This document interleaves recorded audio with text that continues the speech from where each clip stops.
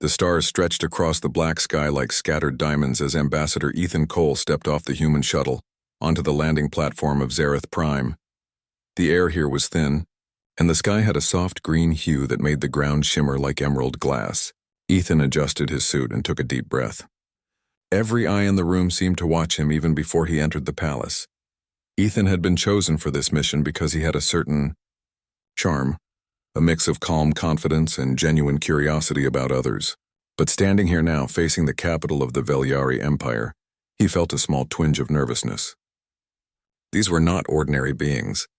The Velyari were tall, silver-skinned, with eyes that glowed faintly and seemed to see every thought in his mind. They communicated through telepathy, and emotions were something they rarely expressed. To them, logic was everything. The shuttle doors hissed closed behind him, and 2 guards approached. They were statuesque and elegant, moving with an almost unnatural precision. They did not speak, and Ethan did not expect them to. Communication with the Velyari was a matter of thought and focus, not words. "You are to follow me," one of them telepathed directly into his mind. The voice was calm, and strangely, Ethan could feel the rhythm of it, almost like a heartbeat. He nodded and followed. The palace hall was vast and circular, with columns that seemed to shimmer with an inner light. The floor was polished crystal, reflecting everything like water. At the far end, a throne floated above the ground, suspended by a soft glow of energy, and on it sat the Queen Sithara. Ethan had studied her for months through brief transmissions and reports, but seeing her in person was another matter entirely. She was taller than any human, with bioluminescent eyes that shifted colors as if reflecting her thoughts. Her long silver hair flowed down her shoulders, and her presence commanded attention. Even among the other Velyari present, she radiated authority. Ethan bowed deeply the way humans did. The court gasped, a soundless gasp, but he felt the ripple of their surprise. Humans did not bow like this. Velyari only inclined their heads slightly, a controlled gesture. He straightened and stepped forward, holding the small gift carefully in both hands. It was a music box. Simple, human-made, carved from warm oak with a small brass crank. He had spent weeks preparing it, making sure it would arrive safely. To him, it was just a small token, a simple gift to show respect and goodwill. To the Queen, it was an entirely new concept. He knelt a short distance from the throne, keeping his hands extended so she could see it. Then slowly he opened the lid and turned the crank. At first there was silence.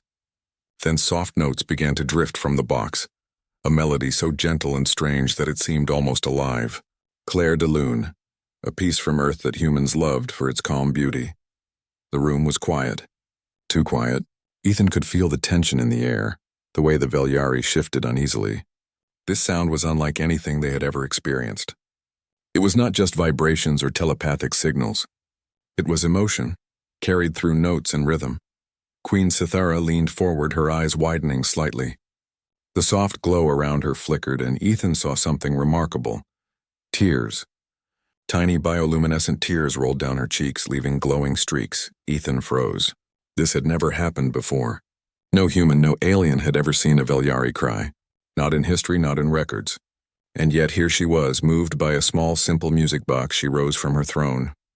Her presence seemed to fill the room even more. Yet the movement was not threatening. She spoke, not through telepathy, but aloud. Her voice was soft, almost trembling, and echoed through the crystal hall. "What is this feeling?" The court whispered among themselves, alarmed. The Queen had never spoken aloud in public. To do so was to break all tradition. But she ignored them. She turned her glowing eyes fully to Ethan, and in that moment it felt as if she was looking into his soul. Ethan swallowed. "It's music, Your Majesty. Humans use it to express feelings. Joy, sadness, hope, love. It's something we share with each other and sometimes with other beings we want to connect with." Queen Sithara took a cautious step closer. Her eyes shifted through shades of violet and blue as if she were trying to understand every layer of this sensation. "I have never felt this. I have studied emotion, observed it, and even simulated it. But this is real. It flows through me like a current. Why is it so powerful?" Ethan smiled gently. "Because it's human. Humans can take something simple and make it touch the heart. Even when things are difficult or frightening, we still feel, and sometimes our feelings can inspire others, even beings like you." For a long moment the Queen remained silent, her glowing eyes fixed on the tiny music box. Then she touched it with one delicate hand. The glow in her eyes pulsed erratically as if the music had reached a part of her mind she had never used before. "Would you teach me this?" she asked finally. "Teach me to feel?" Ethan's heart leaped. He had not expected such a question. He had not expected the Queen to desire this so openly, and yet here it was. A chance not just for peace, but for connection, for understanding between two very different species. "I will teach you," he said softly, "and I will teach anyone who wants to learn. Music, art, stories, these are ways we share ourselves. They can bridge worlds, Your Majesty." The Queen inclined her head, a small motion that seemed almost shy. The court watched, stunned, as their monarch, immense, powerful, untouchable, began to show curiosity, wonder, and even humility. For days afterward, Ethan stayed in the palace, introducing the Queen to Earth's music, art, and stories. Each day she would listen, absorb, and reflect. At first it was tentative. She analyzed the patterns, the notes, and even the lyrics, trying to understand the human method. But soon she began to respond emotionally. The hallways of the palace echoed with faint, soft humming, something no Velyari had ever done, and yet not everyone in the court approved. Some elders whispered in corners, concerned about the Queen's fascination with something so unpredictable. "Emotion is dangerous," they said. "It clouds judgment. It can weaken the mind." Ethan heard their concerns but did not speak to them. He only observed, knowing that the heart often changed faster than logic could keep up. One evening, the Queen asked him to join her in the palace gardens. The gardens were unlike any human park. Bioluminescent plants shimmered in every color of the spectrum, and soft streams of water reflected the glowing sky. The air was warm and fragrant. She held the music box in her hands. "I do not fully understand it yet," she said, her voice quiet. "But I know. It feels like hope. Like something I have never known but have always wanted." Ethan nodded. "That's exactly it. Music is hope, memory, joy, sorrow. It's life itself condensed into sound. And you, Your Majesty, are learning to live it." She smiled, faintly but genuinely. It was a new expression on her face, delicate and almost human.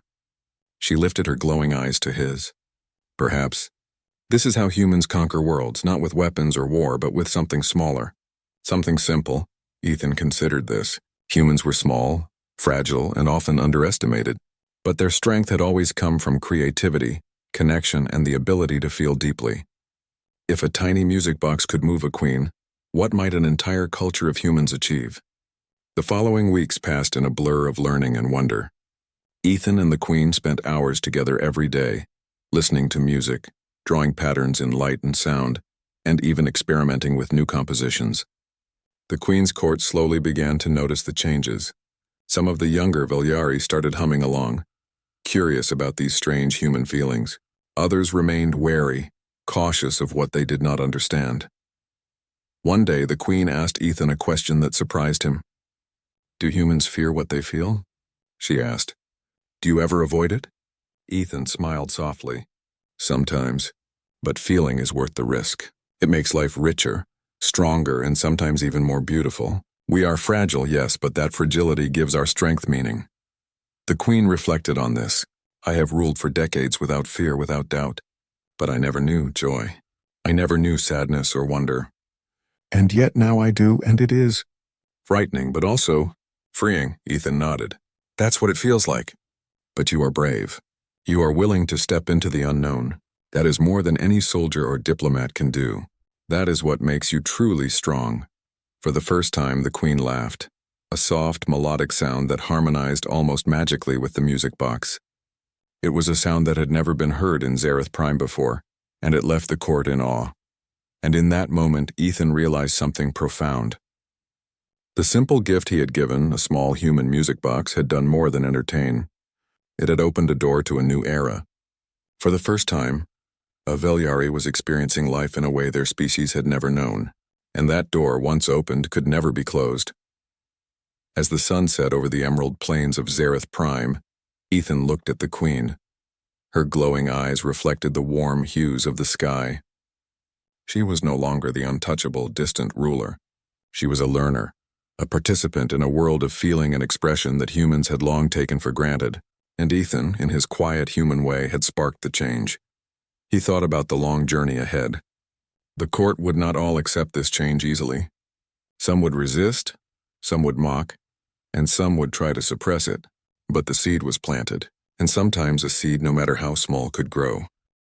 Weeks passed since Ambassador Ethan Cole had given Queen Cythera the small human music box.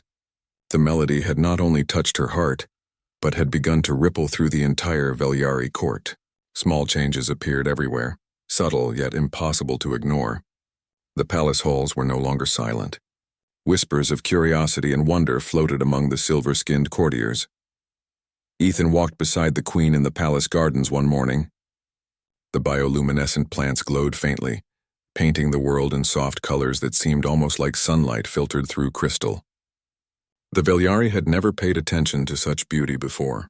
Their eyes, capable of seeing minute details, had always scanned for efficiency, patterns, and logic. But now, thanks to Ethan's influence, they lingered on color, light, and shadow. "Your Majesty," Ethan said, "people are beginning to notice the music. Some are hesitant, but others, they are curious. Your guidance makes them more willing to learn." Queen Cythera nodded, her glowing eyes reflecting a hint of violet. "Curiosity is a strange thing. For centuries, my people have avoided it. Curiosity can lead to mistakes, they believe. But mistakes, sometimes they bring wisdom." She paused, lifting the music box in her hands. "I never knew wisdom could come from feeling rather than thought alone." Ethan smiled. "That is the beauty of it. Feeling does not replace logic, it complements it. It helps you see beyond what is immediately obvious." The queen's lips curved into a faint smile, a rare expression on Zareth Prime. She looked at him thoughtfully. "Do humans use music to teach emotions as well?" Ethan nodded. "Yes, music tells stories without words. It allows people to understand each other, to share ideas and experiences.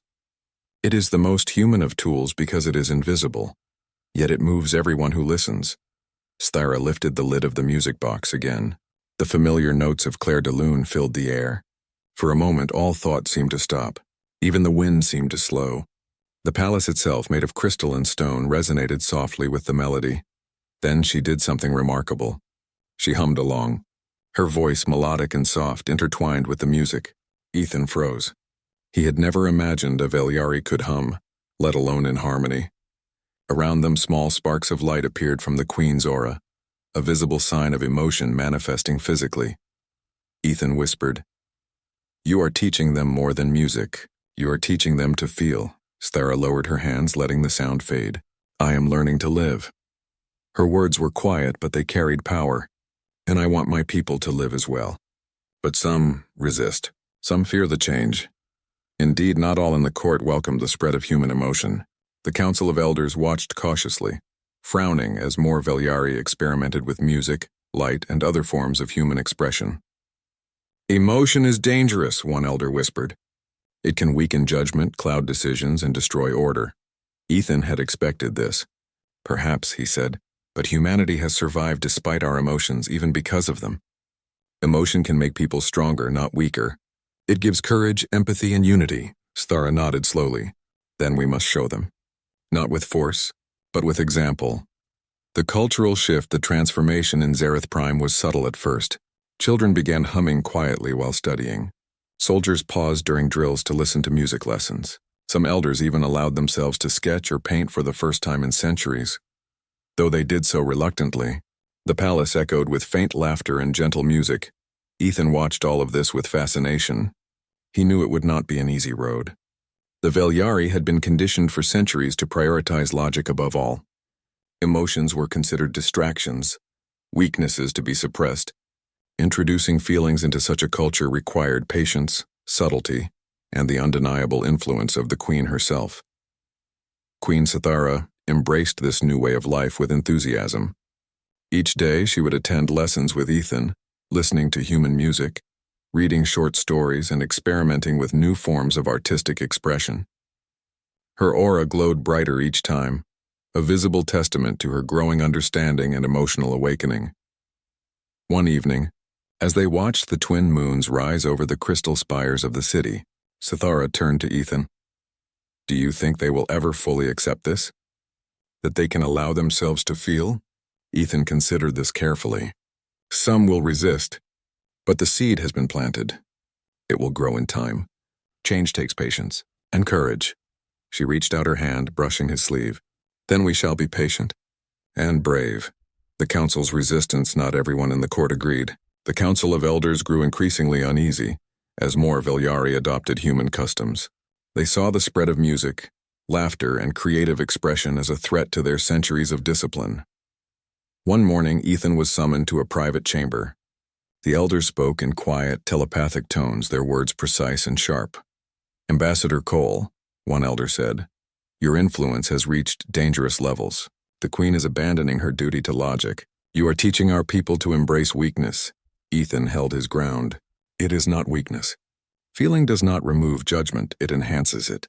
Humans survive because we feel and because we care. The Queen is showing her people a new form of strength." Another elder's aura shimmered in irritation. "You risk destabilizing our empire." "How do we know the Queen will not abandon her responsibilities entirely?" Ethan remained calm. "Because she is wise. She is learning balance. And balance requires feeling. You will see. It is not the end of order, but the beginning of a richer, stronger culture." For now, the elders were unconvinced. Resistance lingered like a shadow, but even the strongest shadow could not stop the light once it began to shine. The grand concert weeks later, Queen Cythera organized a grand concert in the palace courtyard. The music box had been joined by instruments brought from Earth, pianos, violins, and flutes. Humans and Velyari performed side by side. The palace's crystal walls amplified every note, creating an experience of sound and light unlike anything the Velyari had ever encountered. Ethan stood at the edge of the stage, watching the audience. Young Velyari hummed along, their eyes wide with wonder. Older ones observed cautiously, unsure how to respond. Some murmured to each other, their telepathic whispers echoing faintly in the air. Then suddenly a disturbance arose. A faction of the Council of Elders moved toward the Queen, their aura tense and bright. They demanded she stop the concert immediately, claiming she was corrupting the Empire with chaos. Ethan stepped forward. "Stop," he said, voice steady. "This is not chaos. This is life. And this is strength. If feeling is weakness, then tell me, why does it take more strength to love than to hate?" The elders paused, taken aback. No human had ever spoken to them so directly, and yet his words carried weight. Cythera's eyes glowed brighter than ever. She did not call for violence. Instead, she did something extraordinary. She extended her hand and allowed the music of the human instruments to flow through her mind. A telepathic pulse of emotion spread outward, a wave of wonder, joy, and empathy. Every Velyari in the courtyard felt it. Hearts raced, minds opened, and eyes widened. For the first time, the elders themselves experienced the power of feeling. Fear, joy, sorrow, and hope all at once.